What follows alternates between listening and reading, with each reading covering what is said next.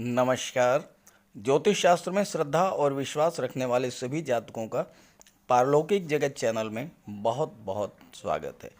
14 अप्रैल 2022 प्रातः 6:28 पर ग्रहों के राजाधिराज भगवान भुवन भास्कर सूर्यदेव राशि परिवर्तन करेंगे और वर्तमान मीन राशि को छोड़कर मंगल की मूल त्रिकोण राशि मेष राशि में गोचर करेंगे।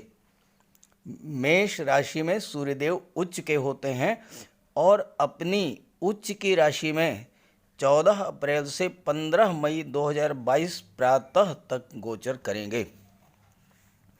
सूर्य आत्मा, पिता, शासन प्रशासन, उच्च सरकारी नौकरी, आत्मसम्मान, आत्मविश्वास, मान सम्मान, पद और प्रतिष्ठा के कारक हैं। सूर्य के इस राशि परिवर्तन का कुंभ राशि के जातकों पर क्या प्रभाव पड़ेगा, इसी का विश्लेषण करेंगे इस वीडियो में। सूर्य का ये गोचर निस्संदेह विशेष प्रभाव लेकर आ रहा है, क्योंकि सूर्य ग्रहों के राजा हैं और अपनी उच्च की राशि मेष राशि में गोचर करने जा रहे हैं। और सूर्य जब बली होते हैं तो जातक के आत्मसम्मान में वृद्धि होती है, आत्मविश्वास में वृद्धि होती है और ऐसा जातक जीवन के हर क्षेत्र में उच्च स्तर की सफलता प्राप्त करता है। हालांकि 12 अप्रैल को राहु भी मेष राशि में गोचर कर चुके हैं और बुध भी 8 अप्रैल से मेष राशि में ही गोचर कर रहे हैं। ऐसे में राहु, बुध और उच्च के सूर्य का आपके जीवन पर क्या प्रभाव पड़ेगा, पहले ये समझना जरूरी है। उसके बाद राशि परिवर्तन के प्रभाव पर बात करेंगे, क्योंकि सूर्य का गोचर अलग अलग राशियों में अलग अलग भाव में होगा और हर राशि पर उसका अलग अलग प्रभाव पड़ेगा। इसलिए पहले ये समझते हैं कि सूर्य राहु बुध के इस योग का क्या प्रभाव पड़ेगा आपके जीवन पर और चराचर जगत पर। खास बात यह है कि कुंभ राशि के जातकों की कुंडली में धन के कारक देवगुरु महाधनी योग भी बना रहे हैं। तो चलिए वीडियो शुरू करते हैं। ज्योतिष शास्त्र में सूर्य को ग्रहों का राजा माना गया है और सूर्य ही पृथ्वी पर जीवन के कारक हैं। सूर्य जीवन के कारक हैं, पिता के कारक हैं, मान सम्मान, पद प्रतिष्ठा और आत्मविश्वास के कारक हैं। शासन प्रशासन और उच्च सरकारी नौकरी के कारक सूर्य ही हैं। और सूर्य जिस जातक की कुंडली में बलवान या उच्च के होते हैं, वह व्यक्ति जीवन के हर क्षेत्र में सफलता अर्जित करता है और वैभवशाली जीवन व्यतीत करता है। यही सूर्य 14 अप्रैल से मेष राशि में उच्च के होने जा रहे हैं। उच्च के क्यों, ये भी समझें। मेष राशि मंगल की राशि है, जो कि पराक्रम, साहस, शौर्य और ऊर्जा के कारक होते हैं। सूर्य जब मेष राशि में गोचर करते हैं तो सूर्य के पराक्रम, शौर्य और ऊर्जा में बहुत अधिक वृद्धि हो जाती है। और जब राजा बली हो, राजा के गुणों में जब वृद्धि हो, तो वही स्थिति उच्च की होती है। इसके विपरीत जब राजा भोग विलास और विलासिता में लिप्त हो जाए तो राजा और राज्य दोनों ही कमज़ोर हो जाते हैं। और यही कारण है कि सूर्य जब शुक्र की राशि तुला राशि में होते हैं तो नीच के होते हैं, क्योंकि शुक्र भोग विलास के कारक हैं। सूर्य प्रत्येक वर्ष अप्रैल माह या चैत्र माह में अपनी उच्च की राशि मेष राशि में प्रवेश करते हैं। और ज्योतिष शास्त्र का कहना है कि सूर्य यदि कुंडली में उच्च के हों और विशेषकर 10 डिग्री के आसपास हों, तो जन्म कुंडली के अन्य ग्रहों से बनने वाले दुर्योगों पर ध्यान देने की आवश्यकता नहीं होती, क्योंकि अकेले ही सूर्य ही सर्वोत्कृष्ट राजयोग प्रदान करने में सक्षम हैं। ज्योतिष शास्त्र का कहना है कि कुंडली में 8 के 8 ग्रह दूषित हों, लेकिन सूर्य यदि उच्च के और बलवान हों और अंश बल से 10 डिग्री के आसपास हों, केंद्र या त्रिकोण के भाव में गोचर करें तो 8 के 8 ग्रहों के दोषों को दूर कर देते हैं। और बिल्कुल यही स्थिति 14 अप्रैल के बाद बनने वाली है। सूर्य का गोचर इस दृष्टि से भी विशेष विचारणीय है क्योंकि मेष राशि में राहु का भी गोचर 12 अप्रैल को हो चुका है। तो प्रश्न ये है कि राहु आपको कष्ट देंगे या विशेष लाभ देंगे। जब सूर्य मेष राशि में गोचर करेंगे तो उस समय सूर्य और राहु का अंतर लगभग 27 डिग्री का होगा और ऐसी स्थिति में राहु शुरू में बिल्कुल निष्प्रभावी रहेंगे, लेकिन धीरे धीरे सूर्य और राहु का अंतर कम होता जाएगा और 30 अप्रैल को सूर्य ग्रहण लगेगा। हालांकि ये आंशिक सूर्य ग्रहण ही होगा, लेकिन 30 अप्रैल के आसपास के दिनों में विशेष सावधानी रखें और राहु का उपाय जरूर कर लें, क्योंकि राहु आकस्मिकता के कारक हैं और आपके जीवन में अचानक से कोई शुभ या अशुभ घटना घटित करा सकते हैं। हालांकि ये प्रभाव हर राशि के लिए अलग अलग होगा और ये इस बात पर निर्भर करेगा कि राहु का गोचर किस राशि में किस भाव में है। राहु का सर्वाधिक प्रभाव हमारे मस्तिष्क पर पड़ता है। राहु सीधे हमारे माइंड को प्रभावित करते हैं। मन में अनजाना सा भय, नेगेटिव थॉट्स, डिप्रेशन, काम में मन न लगना, कार्यों में रुकावट पैदा करना, बिला वजह की गलत फहमी, शक और संदेह की स्थिति पैदा करना, ये सब राहु का प्रभाव होता है, जिससे न केवल पारिवारिक और दाम्पत्य जीवन प्रभावित होता है वरन कार्यस्थल पर भी समस्याएं खड़ी होती हैं। हालांकि 8 अप्रैल से 25 अप्रैल तक बुध का भी गोचर है और बुध आपकी बुद्धि, ज्ञान, सोचने समझने की क्षमता को इम्प्रूव करेंगे और आप राहु जन्य कष्टों से बचे रहेंगे।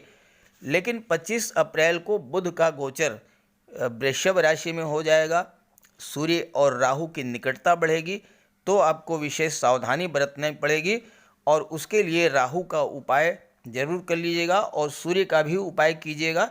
इसके बारे में उपायों पर आगे चर्चा की गई है। तो चलिए बात करते हैं राशियों पर सूर्य के राशि परिवर्तन के प्रभाव के बारे में। तो ये है कुंभ राशि के जातकों की कुंडली।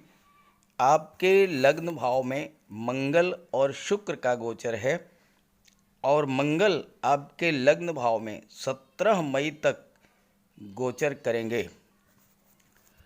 मंगल की राशि मेष राशि में सूर्य का गोचर होगा और सूर्य 15 मई तक मंगल की राशि में उच्च के होकर गोचर करेंगे पराक्रम भाव में। देखिए कितना अद्भुत योग बन रहा है कि लग्न के स्वामी मंगल और मंगल की राशि में सूर्य का गोचर, यानी सेनापति की राशि में राजा का गोचर, और दोनों ही 15 मई तक गोचर करेंगे। मंगल लग्न भाव में 17 मई तक और सूर्य 15 मई तक पराक्रम भाव में। मंगल पराक्रम भाव में कारक होते हैं, तो उच्च के सूर्य आपके पराक्रम, साहस, कार्य करने की क्षमता और कार्य करने की ऊर्जा में बहुत अधिक वृद्धि करेंगे। आप अपने भीतर एक नई ऊर्जा का संचार महसूस करेंगे और जिस काम को शुरू करेंगे उसे पूरा करके ही दम लेंगे। शास्त्रों में कहा गया है, उद्यमं साहसं धैर्यं विद्या बुद्धि पराक्रमः षडेते यत्र वर्तन्ते तत्र देवः सयाः सहाय कृतः। अर्थात उद्यम, साहस, धैर्य, विद्या, बुद्धि और पराक्रम, ये 6 चीज़ें जहाँ पर उपलब्ध होती हैं वहाँ पर देवता भी सहायता करते हैं। अब आप देखिए, उद्यम, साहस और पराक्रम, इसके कारक मंगल आपके लग्न में है, सूर्य आपके पराक्रम भाव में है। विद्या और बुद्धि के जो कारक हैं वो हैं बुध, और बुध आपके कुंडली के पराक्रम भाव में सूर्य के साथ बुधादित्य राजयोग बना रहे हैं। और धैर्य के कारक जो हैं शनिदेव, वो 29 अप्रैल को आपके लग्न भाव में आ जाएंगे और मंगल शनि के साथ युति बनाएंगे। तो ये सभी 6 चीज़ें आपकी कुंडली में उच्च भाव में, शुभ भाव में उपलब्ध हैं। लग्न के भाव में, धन के भाव में और पराक्रम के भाव में। इसके अलावा धन के कारक जो देवगुरु हैं, वो आपके कुंडली में महाधनी योग बना रहे हैं। देवगुरु लाभ के भाव के स्वामी हैं और धन के भाव में गोचर कर रहे हैं, तो आपको महाधनी बना देंगे। तो आपके कार्य क्षेत्र में कितनी भी बड़ी चुनौती हो, कितना ही बड़ा लक्ष्य हो, सूर्य और मंगल के पराक्रम और ऊर्जा के बल पर आप उस कार्य को पूरा करेंगे। और जब कार्य पूरा होगा तो धन तो पीछे पीछे भागेगा, और धन के कारक देवगुरु हैं जो महाधनी योग बना रहे हैं, तो धन की कमी तो वैसे भी आपको नहीं होनी है। और अगले वर्ष 2023 अप्रैल तक देवगुरु महाधनी योग बनाएंगे आपकी कुंडली में। तो बहुत ही बेहतर संयोजन है ग्रहों का। सूर्य की दृष्टि पड़ेगी भाग्य के भाव पर।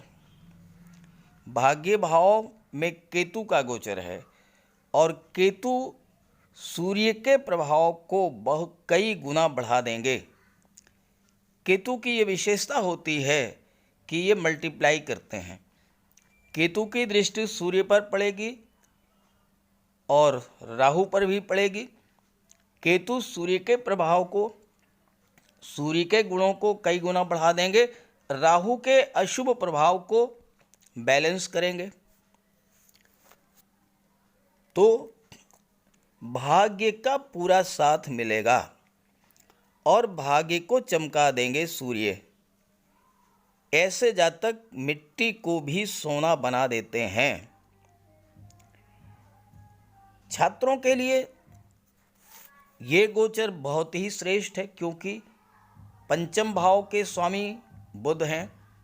बुध सूर्य के साथ बुधादित्य राजयोग बना रहे हैं, और बुधादित्य राजयोग सरकारी नौकरी का सबसे बड़ा कारक होता है।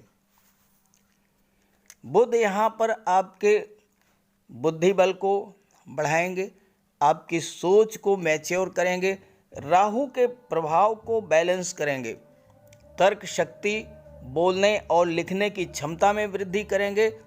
बुध आपको कुशल वक्ता बना देंगे।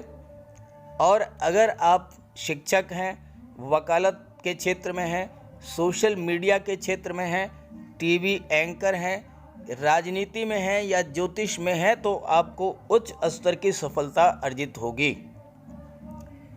बुध कम्युनिकेशन के कारक होते हैं। अगर आप आईटी सेक्टर, कंप्यूटर मैनेजमेंट या वकालत की पढ़ाई कर रहे हैं, तो आपको बहुत अच्छी सफलता मिलने वाली है। अगर आप कैरियर के रूप में डाटा प्रोसेसिंग, डाटा एनालिस्ट या अकाउंटेंसी या लेखन के क्षेत्र को अपनाते हैं, तो बहुत ही बेहतर रहेगा, क्योंकि बुध पंचम भाव के स्वामी हैं, संतान और शिक्षा के भाव के स्वामी हैं। कुंडली का तीसरा भाव साहस और पराक्रम का होता है। अपने बुद्धि बल, अपने एफर्ट से आप अपने लिए व्यापार, व्यवसाय या नौकरी में नए नए अवसर पैदा करेंगे और धन का लाभ अर्जित करेंगे। थर्ड हाउस छोटी छोटी यात्राओं का होता है, और छोटी छोटी यात्राओं से आपको लाभ होगा। खास करके मार्केटिंग या मेडिकल रिप्रेजेंटेटिव के रूप में अगर आप कार्य कर रहे हैं, तो आपको बहुत बड़ा लाभ होगा। थर्ड हाउस इच्छा शक्ति और प्रयासों का होता है, और आपके प्रयासों का आपको लाभ मिलेगा। अष्टम का अष्टम होता है थर्ड हाउस, और यहाँ पर सूर्य का गोचर है तो सूर्य आपकी आयु में वृद्धि करेंगे, आपको दीर्घायु बनाएंगे, आपकी सीखने की क्षमता, मेमोरी पावर, विश्लेषण क्षमता में वृद्धि करेंगे, आपको उत्तम स्वास्थ्य प्रदान करेंगे, धार्मिक स्वभाव होगा आपका और अपने बुद्धिबल से आप शत्रुओं को पराजित करेंगे। चूँकि बुध अष्टम भाव के भी स्वामी हैं तो ज्योतिष और गुप्त विद्याओं के क्षेत्र में भी आपको सफलता मिलेगी।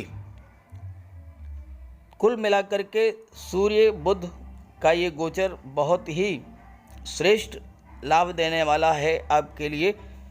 और जहाँ तक राहु, तो राहु के लिए थर्ड हाउस राहु का पक्का घर होता है।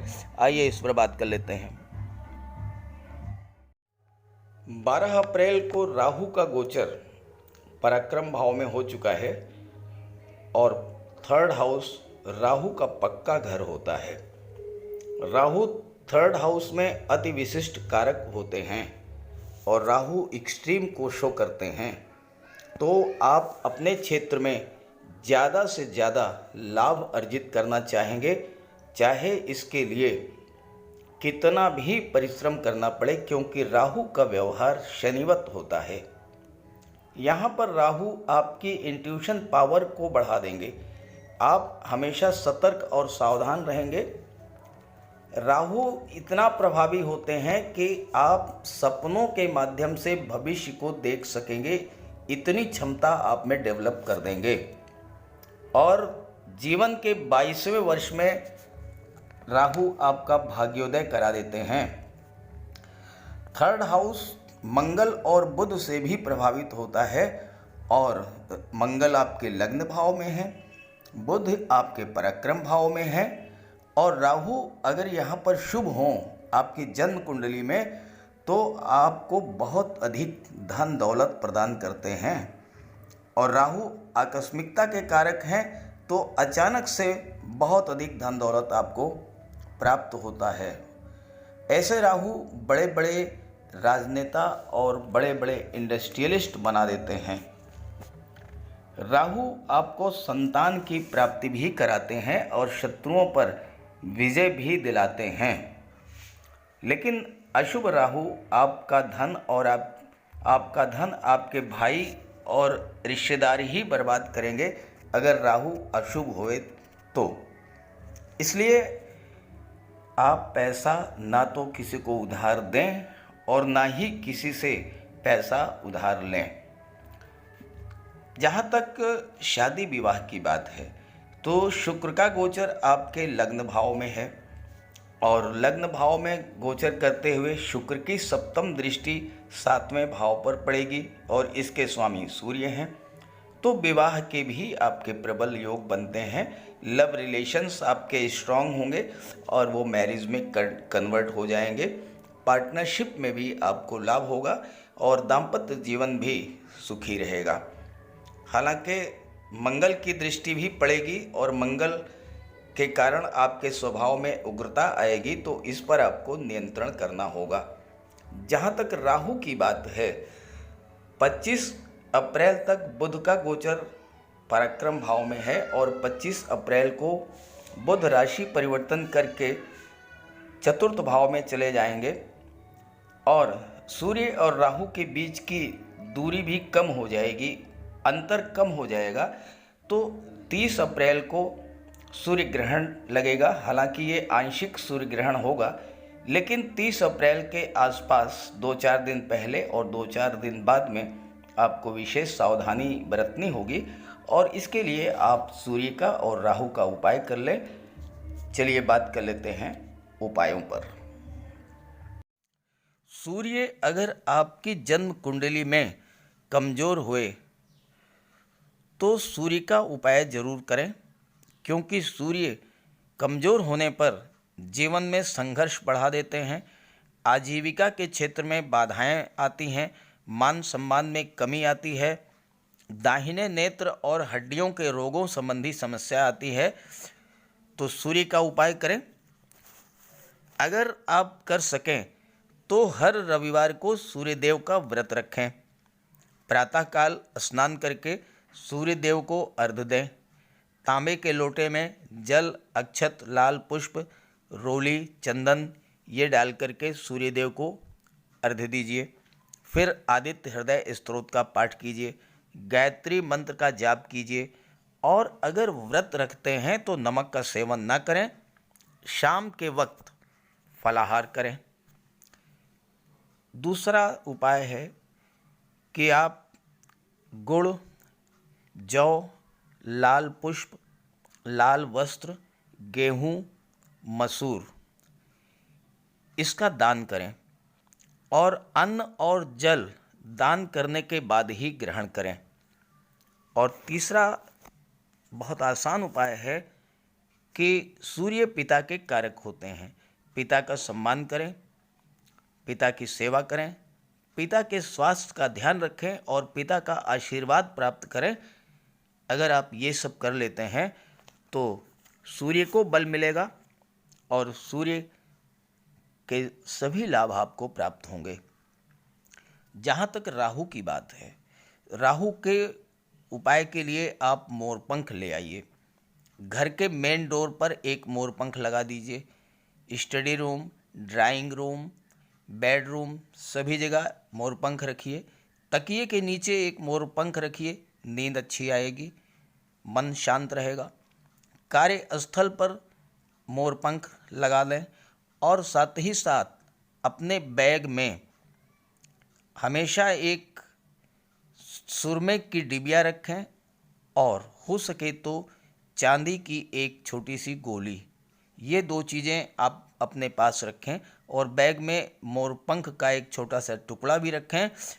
तो राहु आपके पास आने का साहस नहीं करेंगे, क्योंकि मोरपंख जो है राहु को सर्प का स्वरूप माना गया है और मोर सर्प को खा जाता है। तो मोरपंख को देखते ही राहु उससे दूर भागते हैं। दूसरा उपाय, सोमवार और शनिवार को जल में काले तिल डाल करके शिवलिंग पर अर्घ्य दीजिए। गुरुवार को भगवान विष्णु की उपासना कीजिए, इससे देवगुरु को बल मिलेगा और जब देवगुरु को बल मिलेगा तो राहु शांत होंगे। और चौथा उपाय है, नियमित रूप से एक माला ओम नमः शिवाय का जाप करें। ओम नमः शिवाय इसका जाप करें आप एक माला प्रतिदिन। और सबसे जो श्रेष्ठतम उपाय है, अगर आप बजरंग बली की उपासना करते हैं, हनुमान चालीसा का पाठ करते हैं, बजरंग बाण का पाठ करते हैं, बजरंग बली के चरणों का सिंदूर अपने मस्तक पर धारण करते हैं, तो शनि, मंगल और राहु तीनों का उपाय हो जाएगा। तीनों के अशुभ प्रभावों से आपको मुक्ति मिलेगी और तीनों ही ग्रह आपको शुभ प्रभाव देना शुरू कर देंगे। तो ये उपाय ज़रूर कीजिएगा, बहुत आसान उपाय हैं और उपायों को अगर आप करेंगे तो निश्चित रूप से आपको जीवन में बहुत अच्छे रिजल्ट्स मिलेंगे, उच्च स्तर की सफलता मिलेगी, घर में लक्ष्मी का वास होगा, धन धान्य से पूर्ण होगा आपका घर, हर सुख सुविधाएं आपको प्राप्त होंगी और जीवन में मान सम्मान, पद प्रतिष्ठा में भी वृद्धि होगी।